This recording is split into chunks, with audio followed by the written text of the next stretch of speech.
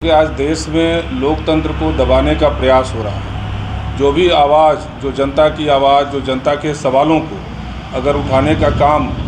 सरकार के सामने किया जा रहा है तो उसको दबाने का काम किया जा रहा है। यहाँ तक कि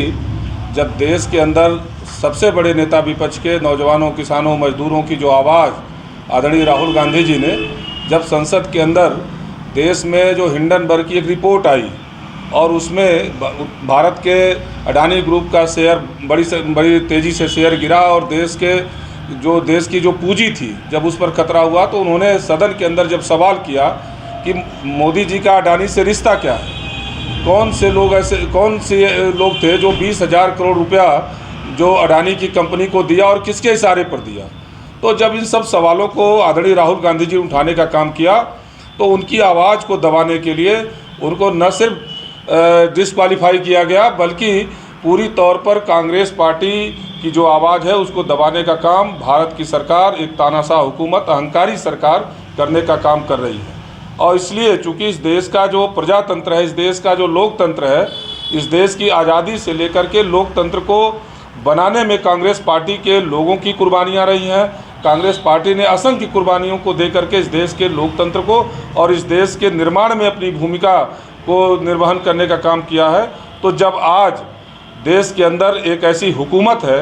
जो तानाशाह हुकूमत है, जो लोगों की आवाज़ को दबाना चाहती है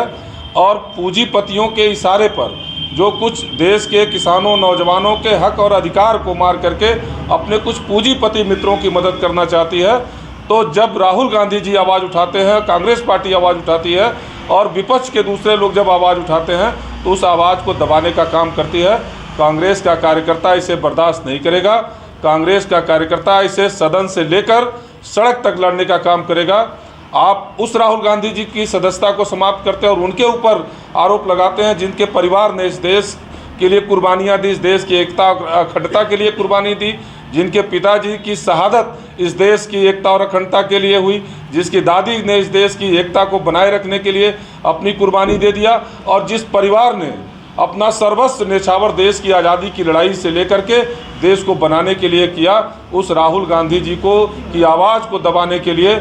इस सरकार ने सदन से बाहर करने का काम किया। निश्चित रूप से कांग्रेस पार्टी इसके खिलाफ लड़ेगी, इसके खिलाफ संघर्ष करेगी। आप सदन के अंदर हमें दबाने का प्रयास करेंगे तो हम सड़क को गर्म करने का काम करेंगे और इसकी शुरुआत हो गई है। अभी कल ही सुल्तानपुर के अंदर हमारे कांग्रेस पार्टी के कार्यकर्ताओं ने शांतिपूर्ण तरीके से राहुल गांधी जी के निष्कासन के खिलाफ उन्होंने आवाज़ उठाने का काम किया। उनके ऊपर बर्बर कार्रवाई करने का काम उत्तर प्रदेश की सरकार ने किया, लेकिन हम कांग्रेस के लोग डरने वाले नहीं हैं। इस सरकार से लड़ने का काम करेंगे, जनता की आवाज़ को उठाते रहेंगे। इस देश के वंचित समाज के गरीब, पिछड़े, किसान, मजदूर सबकी आवाज़ को राहुल गांधी जी के नेतृत्व में उठाएंगे। हम इस देश के अंदर लोकतंत्र के दमन को, संविधान को समाप्त करने के किसी भी कोशिश का पुरजोर विरोध करेंगे। आज इन सवालों को लेकर के हम सब आपके बीच हैं।